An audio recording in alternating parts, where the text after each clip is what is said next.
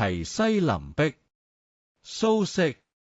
橫看成嶺側成峰，遠近高低各不同。不識廬山真面目，只緣身在此山中。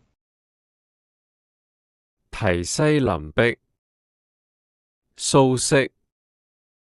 橫看成嶺側成峰，遠近高低各不同。不識廬山真面目，只緣身在此山中。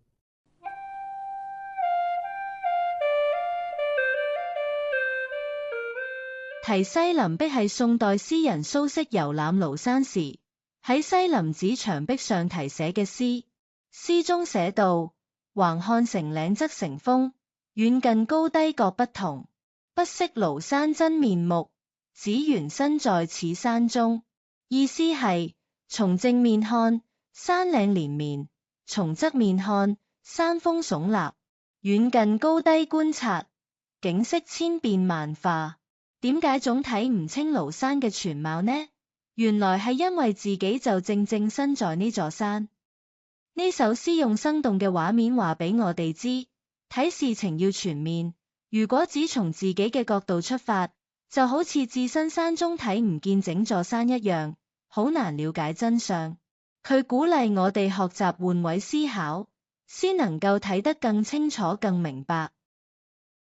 題西林壁，蘇軾。橫看成嶺側成峰，遠近高低各不同。不識廬山真面目，只緣身在此山中。題西林壁，蘇軾。橫看成嶺側成峰，遠近高低各不同。不識廬山真面目，只緣身在此山中。